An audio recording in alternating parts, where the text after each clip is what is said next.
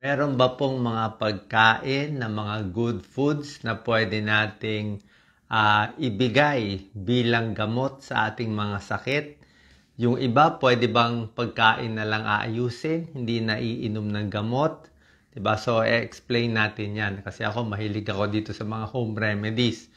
Bago ko ibigay itong mga 12 kinds of foods na makakagaling sa mga sakit at makakaiwas sa sakit, meron tayong konting disclaimer, 'di ba? Syempre, kung meron kayong sakit, kung matagal na sintomas, wala namang masama, mas maganda magpapa-check sa doktor, mas safe doon yung doktor na magre-reseta sa iyo.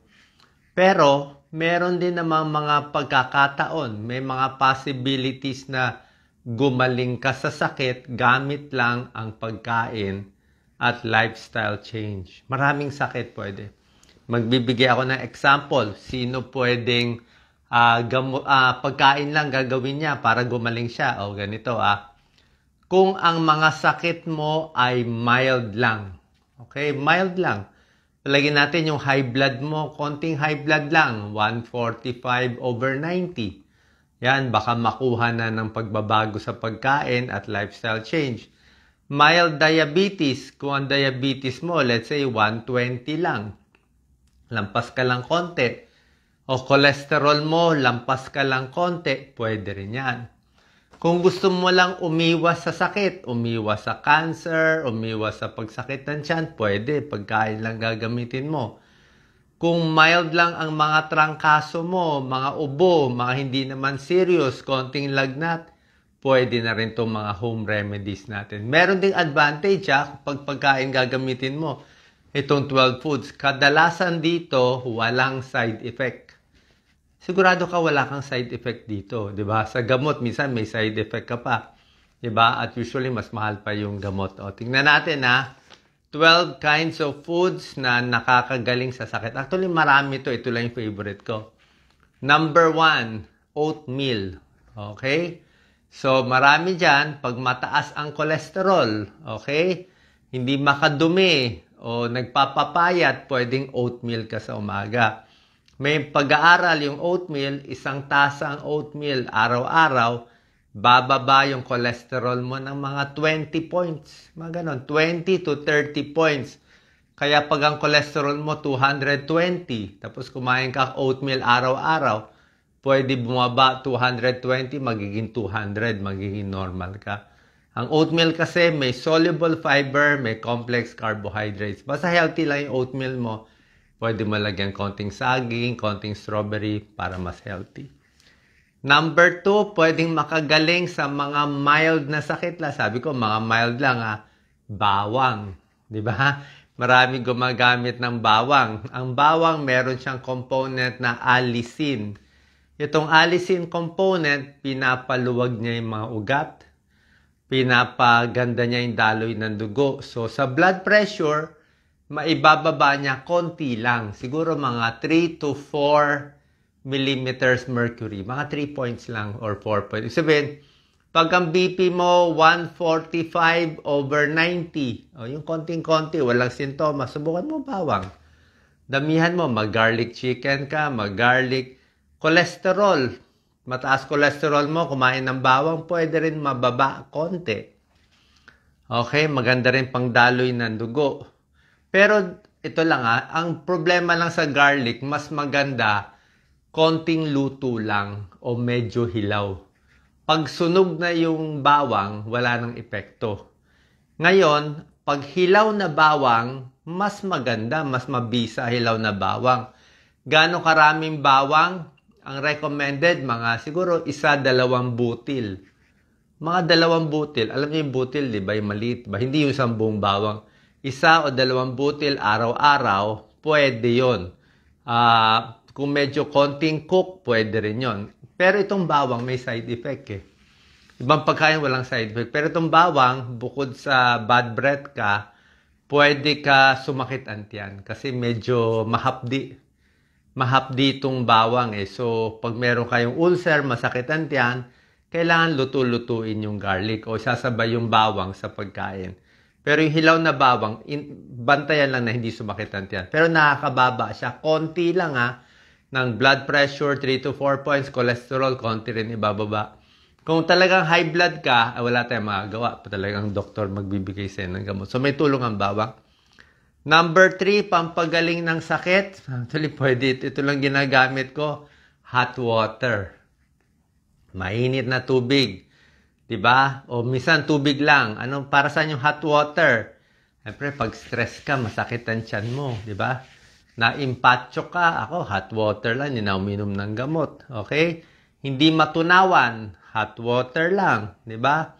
May PMS. Yung mga babae, masakit ang regla. Diba? Hot water lang. Okay? Masakit ang puson. Hot water. At maraming tubig, maraganda rin, isasama ko na rin yung maligamgam na tubig, pwede yan sa UTI. Kung may infection ka sa ihi, basta yung infection mo, konti lang. Kung mild lang ang UTI ng babae, inuman mo 2 basong tubig, medyo maligamgam, pwede na mahugasan yung mga bakterya. Okay, minsan kahit walang antibiotic, gumagaling. Kung mild lang ang UTI. Kidney stones, di ba? Mga may bato sa bato, tubig lang talaga, mga 10 baso hanggang 12 basong tubig, 3 liters to 4 liters in a day kung may kidney stone. Pampaganda ng balat, di ba? O yung mga nagdadry yung balat, kailangan mo rin tubig, di ba?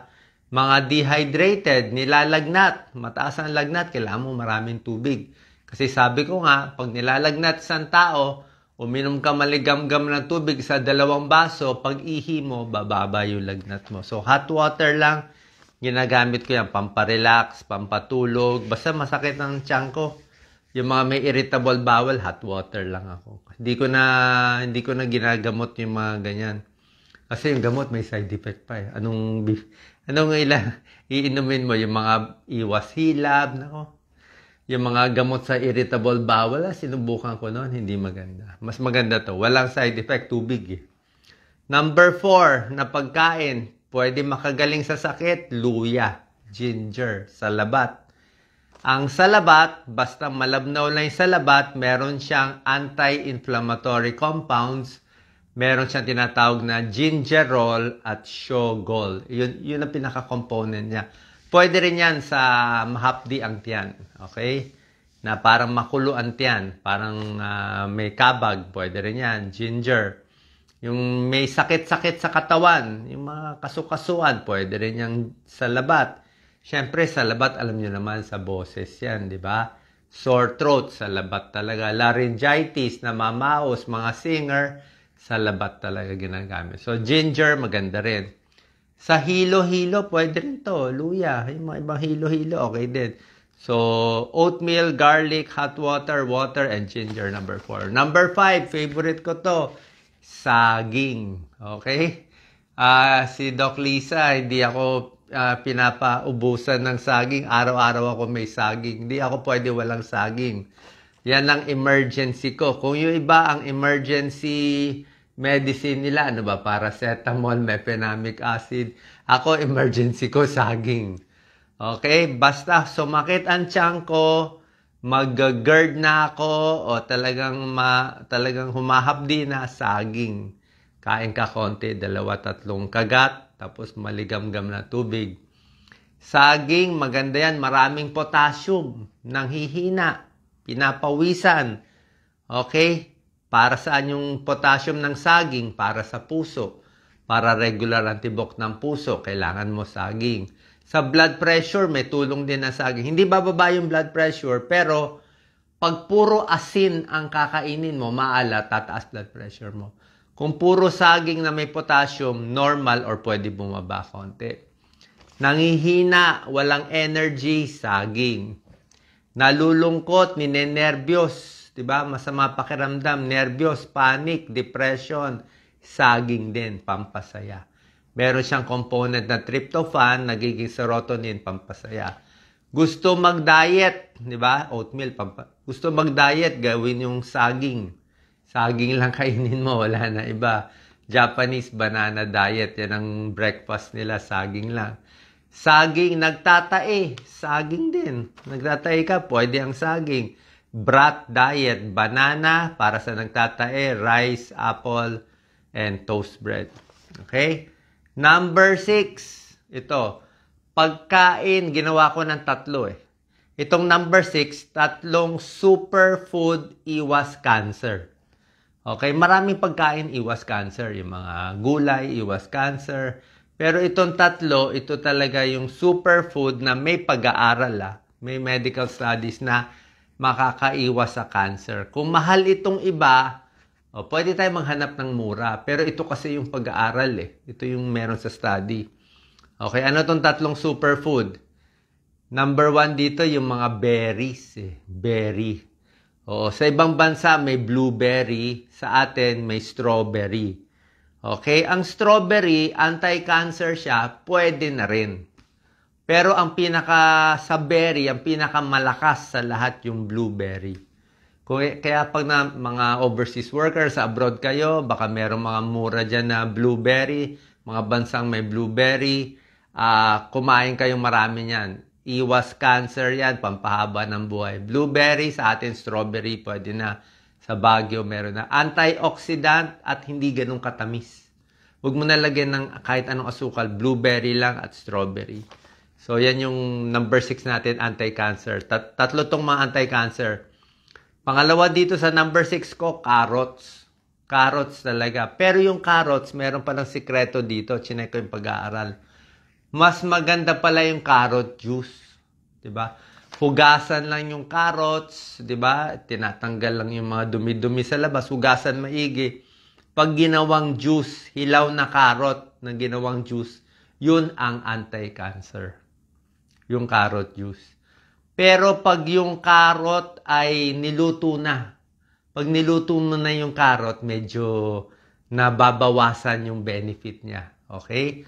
So, sa abroad, yung may carrot juice, mas maganda. Kung luto siguro, half-cook lang yung carrot. Kasi pag niluto mo, nawawala eh. Parang garlic, pag niluto mo, nawawala. So, medyo hilaw-hilaw dapat. Anong mga cancer may iwasan nitong blueberry, carrot, at yung pangatlo pa, superfood talaga to. Superfood, broccoli. Kaya ang mahal-mahal ng broccoli, grabe.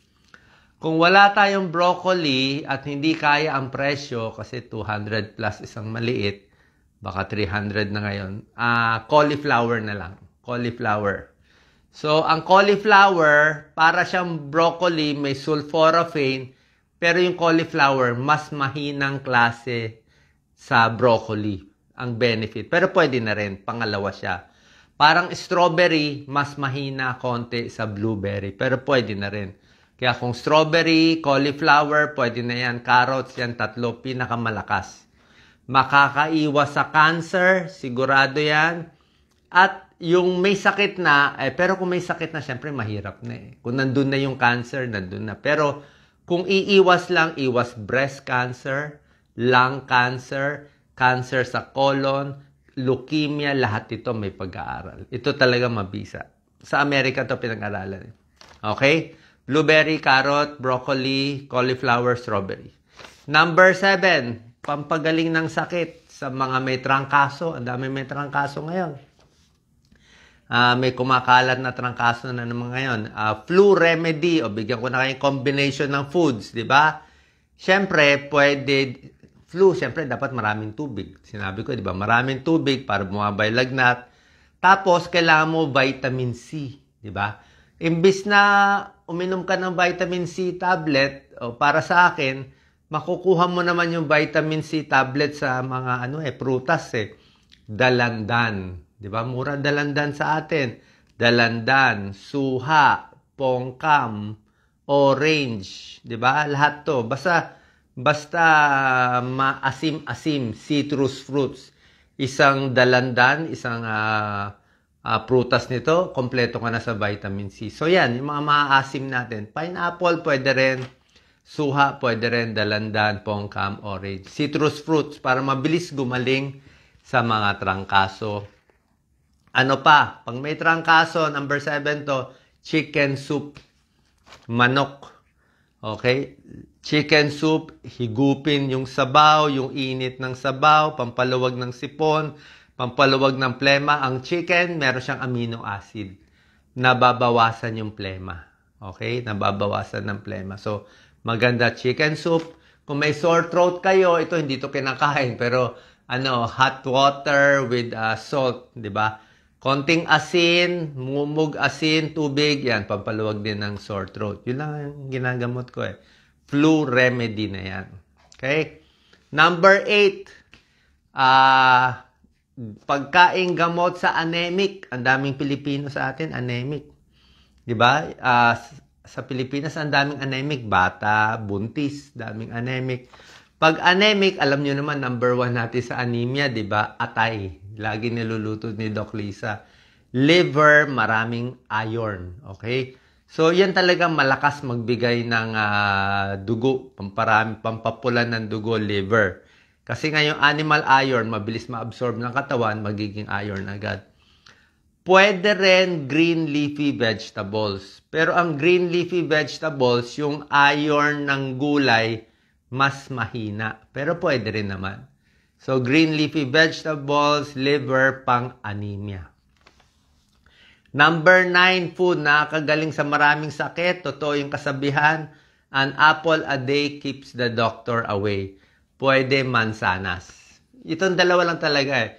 Saging, mansanas, yan ang top 2. Kumbaga sa artista, sila yung top 2 na pinakasikat forever eh. Kasi yung mansanas talaga, marami siya talagang benefits.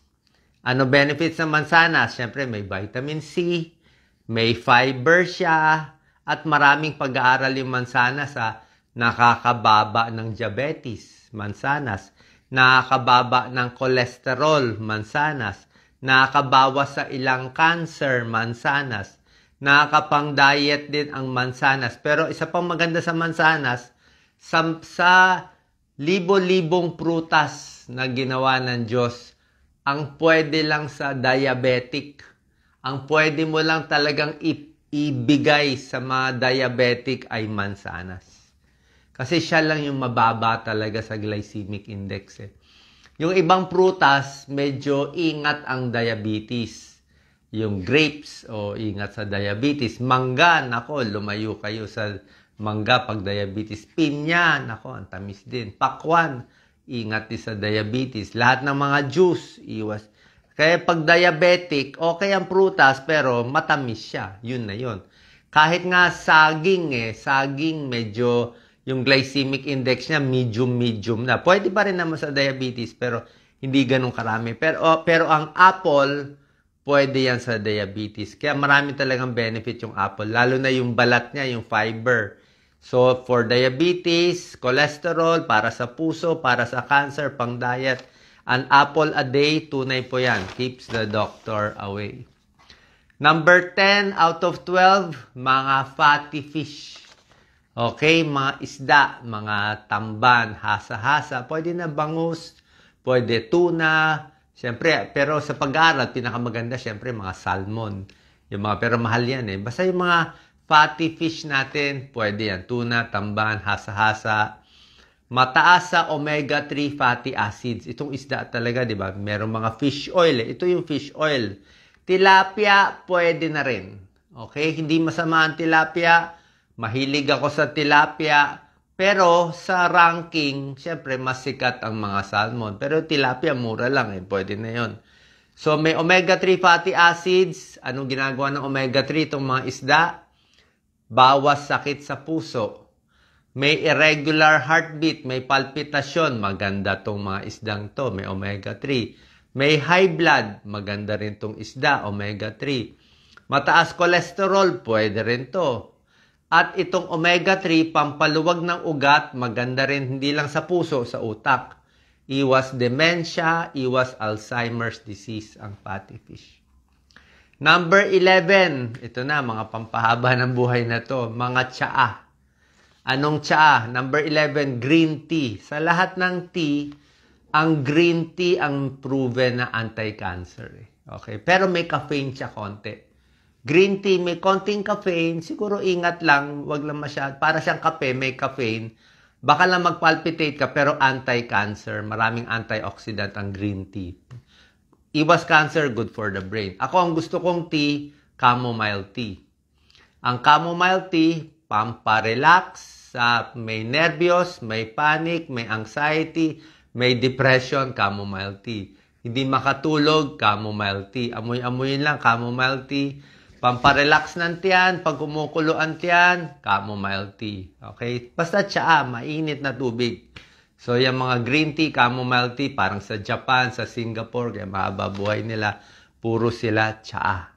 Tayo, anong binibigay natin sa bisita natin? Soft drinks, di ba? O, kaya puro diabetes. Puro diabetes soft drinks. Di sila hot tea. Ang tea, halos walang calories siya. And number 12, syempre, yung mga green leafy vegetables. Yan talaga. Para saan itong mga green leafy vegetables? Di ba?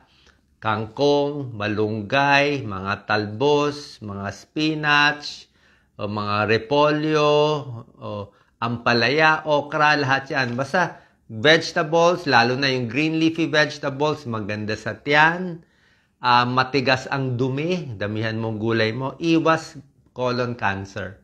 Parang winawalis niya yung mga dumi. Pampaganda na pagdumi, pampahaba ng buhay, at iwas cancer by 3 to 10%. Bukod dito, ang green leafy vegetables, lalo na okra and ampalaya, yan ang mga anti-diabetes, 'di ba? Alam niyo naman, ang palaya may charantin, 'di ba? Pang-diabetes 'yan, parang uminom ka na ng gamot sa diabetes. Okra din, pwede rin siya pang-diabetes. So lahat ito, kung mild lang ang diabetes mo, makukuha na ito. So yan ang 12 best foods. Marami pang iba. Banggitin ko lang, itlog. Maganda itlog for energy, mura, 'di ba? 1 egg in a day, pwede na 'yon. Basta wag lang masyadong mataas ang cholesterol. Mani, basta wag lang maalat, wag lang mamantika, okay din ang mani, maraming protein. Yung mahilig sa kape, black coffee, okay din. 2 tasang kape sa isang araw, meron ding ibang pag-aaral. Yung kaya uminom ng kape, okay lang yon. May a little studies na maganda rin ang kape. Tapos, ito yung mga changes nyo sa pagkain para mas gumaling sa sakit. Okay? Ito yung parang general changes. Number 1, mas kumain sa bahay. Okay? Pag sa bahay ka kumain kasi sigurado tayo, konti mantika mo. 'Di ba? So, okay sa cholesterol mo. 'Di ba? Konti yung mga pampataba mo, so makaka-diet ka. At pag kumain ka sa bahay, konti ang asin. Konti ang asin. 'Di ba? So, pag nag-low salt diet ka, bababa blood pressure mo. Yan ang pinakamaganda, low salt diet. Alam nyo ba yung mga fast food? Naku, hindi ko babanggitin yung fast food. Pero may isang fast food, chinek ko yung fried chicken niya na maraming balot. Alat naman, maraming balot, yung breadings. Yung alat pala nun, 1,200 milligrams. Ganun of salt. So, isang perasong chicken, parang yan na yung asin mo sa buong araw. Hindi mo lang mamamalaya na sobra na pala siya alat. Kaya talaga ang dami ng high blood dahil sa kakakain ng mga fast food. Kasi yung salt ang dami. Pag si Doc Lisa nagluto ng manok, konti lang ilalagay niya. So, mas kumain sa bahay, mas hindi magkakasakit. Less oil, less salt, at mas hindi ka magtatae. Mas malinis, di ba? Sa bahay. Tubig, kailangan natin, di ba? Tubig lang iinumin. Ibig sabihin, hindi matamis, hindi soft drinks, hindi iced tea, hindi kung ano-ano. Pag tubig lang, iwas diabetes. Diba? Fourth tip, more exercise kasama sa lifestyle change. Hindi ko na babanggitin yung sigarilyo, alak. Alam nyo na, bawal yun, diba? More exercise, kung mataas blood sugar mo, nag-exercise ka, bababa blood sugar mo. More lakad, more exercise, gaganda arthritis mo. Lalakas ang buto mo. Diba? Sa mga may edad, hindi ka matutumba. More exercise, mas hahaba ang buhay mo. Okay? Common sense. And last tip, number 5 is, ito magagalit kayo dito sa last tip. Pero ito yung tunay, ito sinusunod ko. Kumain ng mas konti. Medyo gutumin ang sarili. Kahit saan kayo mag-check ng mga pag-aaral. Yung mas payat, mas gutom, mas konti kinakain, yung nilalamanan mo lang konti ang tiyan mo, yun ang mas mahaba ang buhay. May mga libro yan Eat less, live longer. Pero mo, kumain siya na mas konti, mas mahaba ang buhay. Mas payat, mas maliit ang timbang, mas mahaba ang buhay. Paano? Less energy. Parang kotse, di ba? Pag yung kotse, ang daming kargada yung kotse. May bilbil sa tiyan, may bilbil sa hita, may taba dito, di ba? Tapos yung kotse mo, ang bigat-bigat, masisira yung gulong. Sandali na lang, sira na yung kotse mo. Paano kung yung kotse mo luma pero walang karga? O walang taba, payat, 'di ba? So maganda yung andar ng kotse. Paano wala siyang karga eh? So ganoon din sa katawan. So less fat, eat less, mas mahaba buhay. Actually, yung sinasabi nga yung mas gutom, mas maganda nga konti yung mas gutom eh. Kasi yung hunger daw, parang basta may ginagawa sa katawan siya na parang mas nai-stress yung katawan na good stress. Okay? So, yan po tinatry natin. Sana nakatulong sa inyo para mas sumaba buhay. Hindi tayo masyado dependent sa mga gamot. Although internist ako at cardiologist ako, syempre, pag serious na yung sakit, inatake sa puso, dalhin mo na sa ospital. Na-stroke na, dalhin mo na sa ospital, saksakan na ng gamot. Diba? Pulmonya, pwede na pa-admit, pa-antibiotics. Pero itong mga simple-simpleng sakit, sa tingin ko naman makukuha na ng tamang pagkain at lifestyle change. Salamat. Share po natin.